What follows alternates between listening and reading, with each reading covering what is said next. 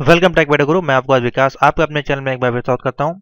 तो स्टूडेंट, मैं आपके लिए एक बार फिर से हाजिर हुआ हूं और बहुत ही इम्पोर्टेंट नोटिफिकेशन है जो कि है आपके एग्जाम की आंसर की को लेकर। ठीक है, तो आपका जो A6R5 हमने ओ लेवल के लगभग सारे पेपर आपके सॉल्व करवा दिए हैं। आशा करते हैं सभी का पेपर अच्छा गया होगा। जो हमारे ए लेवल के बच्चे थे जिन्होंने नोट्स परचेज किए थे A6 A7 A8, लगभग काफ़ी बच्चों ने नोट्स परचेज किए थे और काफ़ी बच्चे जुड़े हुए हैं, अच्छी बात है। तो सभी को सबसे पहले तो बेस्ट ऑफ लक। हमारे पास अभी लगभग सारे पेपर आ चुके, तो मैं एक एक पेपर को आपको सॉल्व करवा दूंगा। और पहला चैनल है जो आपका ऑल इंडिया में यूट्यूब पे जो ए लेवल की क्लासेस आपको सभी तरह की प्रोवाइड करा रहा है। हाँ, थोड़ी सी क्लासेस में डिले आपको मिली होगी, उसके लिए मैं क्षमा चाहूँगा क्योंकि काफ़ी ज़्यादा क्लासेस हैं और इसको कराना इतना संभव नहीं है। लेकिन फिर भी मैंने आपको काफ़ी क्लासेस करवा दी थी यहाँ पे A6 में लगभग 15 के ऊपर। जिन्होंने परचेज किया होगा उनको काफ़ी क्लासेस मिली होंगी, जिन्होंने परचेज नहीं किया था उनके लिए फ्री ऑफ कॉस्ट यहाँ क्लासेस अवेलेबल थी।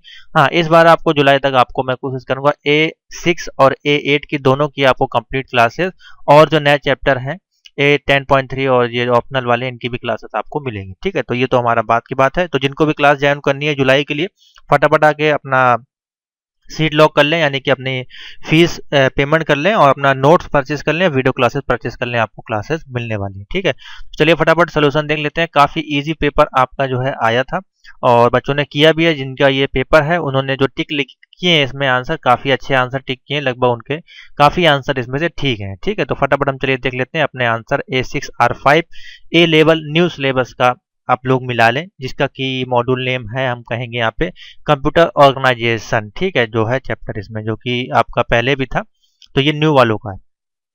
तो पहला क्वेश्चन पूछा गया था यहाँ पे 1.1 the ALU makes use of to store the immediate result, यानी कि जो आपका अर्थमेटिकल लॉजिकल यूनिट है उसको हम यूज करते हैं ऐसे इमीडिएट रिजल्ट के लिए। तो ऑप्शन कौन सा बनेगा इसमें? देखिए ऑप्शन दिए गए, रजिस्टर, हीप, स्टैक या एक्यूमुलेटर।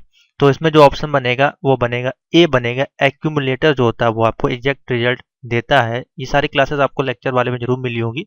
तो और देखिए पेपर आपका यहाँ पे लिखा हुआ A6R5। ठीक है, तो ऑप्शन इसमें जो बनेगा फर्स्ट का हो जाएगा आपका एक्यूमुलेटर, ए ऑप्शन हो जाएगा। काफी इजी क्वेश्चन था। हाँ, ये क्वेश्चन काफी लोग नहीं कर पाए होंगे।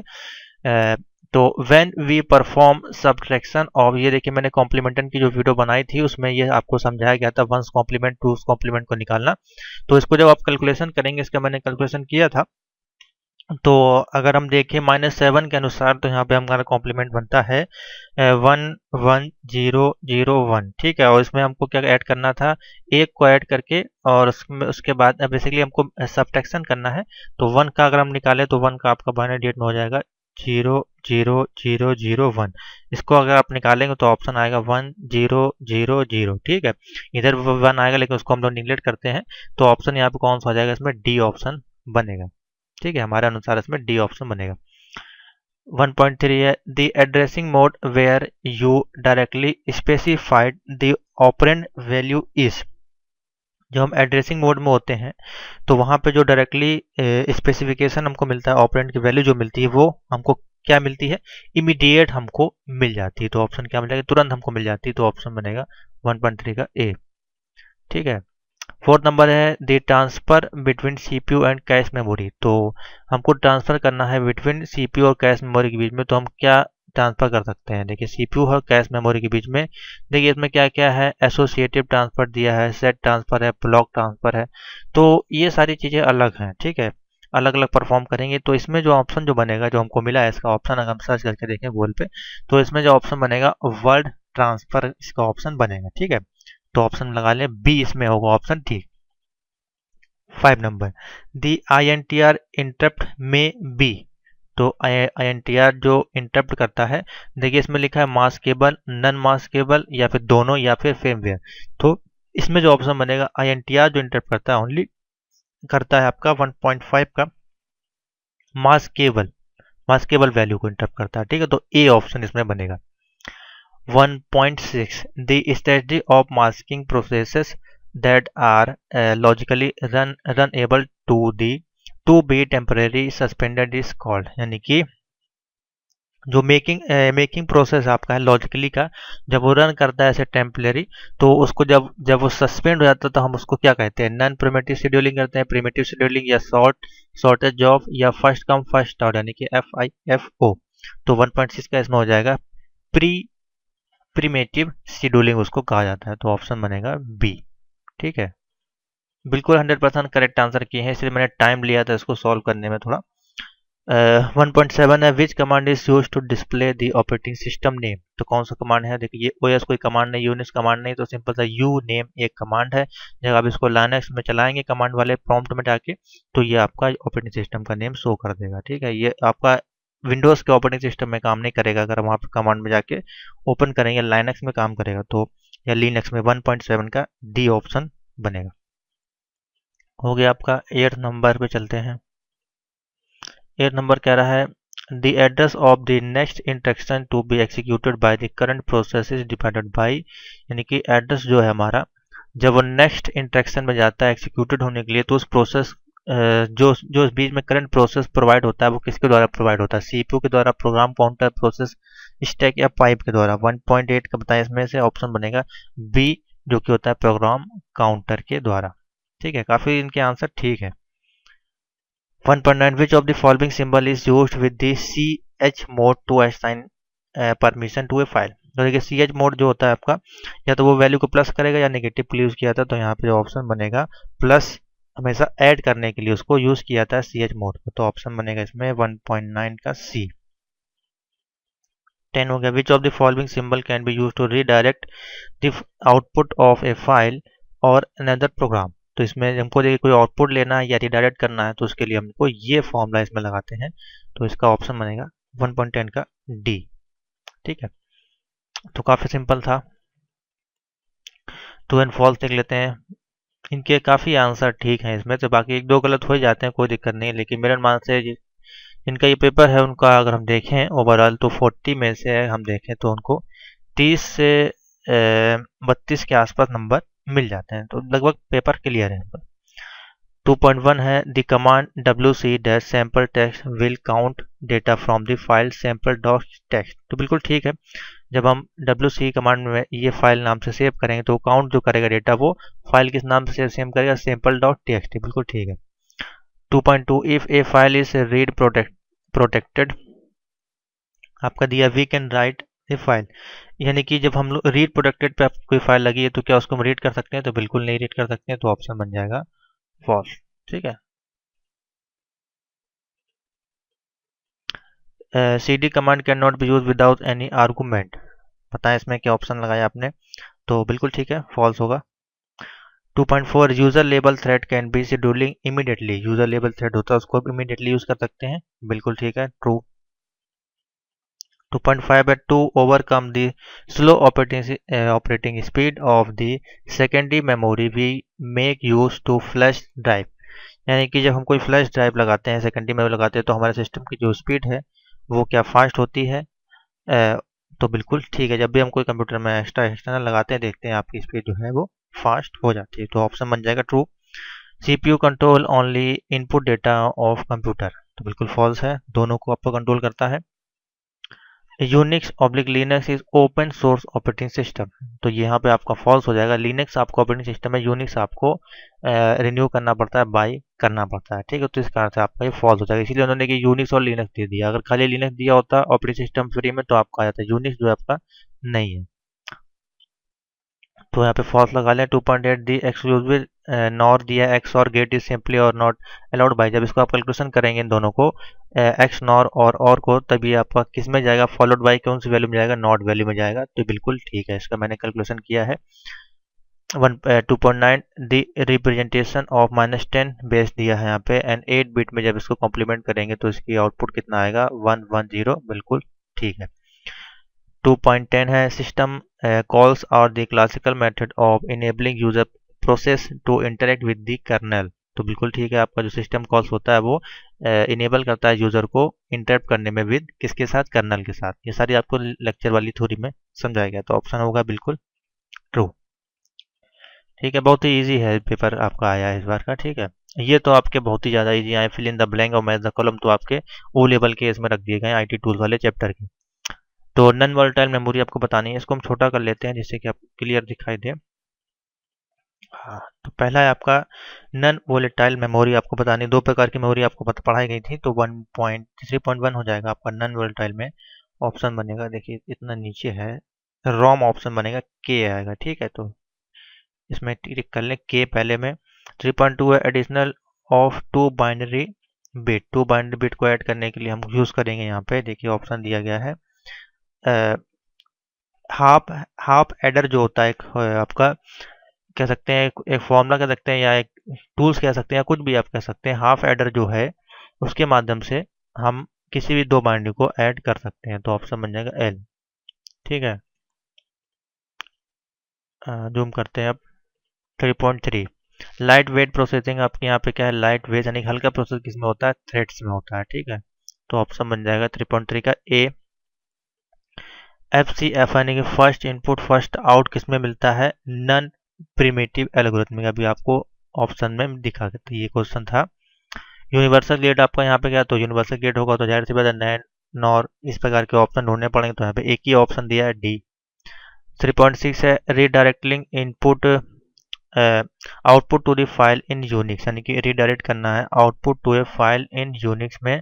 तो 3.6 का जो ऑप्शन एम बनेगा, देखिए एम में क्या दिया, HDD, यानी कि जब भी हम कोई फाइल को रीडायरेक्ट करेंगे तो वो बेसिकली फाइल से यूनिक्स में जाएगी, तो वो क्या आएगी, हार्ड डिस्क में जाएगी, सेव होगी। ठीक है, तो ऑप्शन बनेगा HDD। 6 नंबर है क्रिएट ए फाइल। फाइल को क्रिएट करने को हम लोग क्या कहते हैं, ई ऑप्शन बनेगा फोर्क। फोर्क एक प्रोसेस है जिसके द्वारा हम किसी फाइल को क्रिएट करते हैं, ऑप्शन बनेगा ई।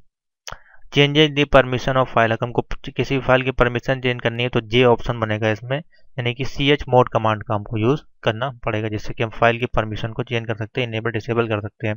अब यहाँ पूछा देखिए सिस्टम सॉफ्टवेयर इसमें से कौन सा है, तो सिस्टम सॉफ्टवेयर आपके कौन से होते हैं, आपके ऑपरेटिंग सिस्टम कहलाते हैं, यानी कि एच ऑप्शन बनेगा 9 का। और यहाँ पूछा एप्लीकेशन सॉफ्टवेयर, तो एप्लीकेशन सॉफ्टवेयर का एक नाम बताना, तो यहाँ पे VLC प्लेयर जो है आपका एक एप्लीकेशन सॉफ्टवेयर है। गलत ना करें, एप्लीकेशन सॉफ्टवेयर में ऑपरेटिंग सिस्टम ना लगा दें, और इसमें ये ना, काफ़ी लोगों ने किया होगा, कोई बात नहीं, लेकिन ये हाई स्टैंडर्ड का क्वेश्चन है, यहाँ पे दिमाग लगाना है। सिस्टम सॉफ्टवेयर जो होते हैं वो कौन से, आपके ऑपरेटिंग सिस्टम, यानी कि विंडोज 7, 8, 10 या लिनक्स के आपके सिस्टम सॉफ्टवेयर के अंतर्गत आते हैं। एप्लीकेशन सॉफ्टवेयर जिनको हम वर्क करते हैं इस पर, वो आपके VLC मीडिया प्लेयर या तमाम तरह के जो सॉफ्टवेयर है, एडोब फोटोशॉप, वर्ड, एक्सेल, ये सारे एप्लीकेशन सॉफ्टवेयर में गिने जाते हैं।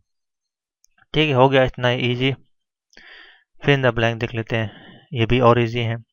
The smallest unit of data in computer is. Smallest unit सबसे ज़्यादा किसकी होती है, तो स्मॉलेस्ट यूनिट आपको देखनी है, तो एक ही ऑप्शन यहाँ पे आपको दिख रहा है, बिट है, बाइट है। सबसे पहले सबसे छोटी बिट है, उसके बाद बाइट है, फिर KB MB, इस प्रकार से आपका चलता है प्रोसेस। तो 4.1 का हम लगा देते हैं H बिट।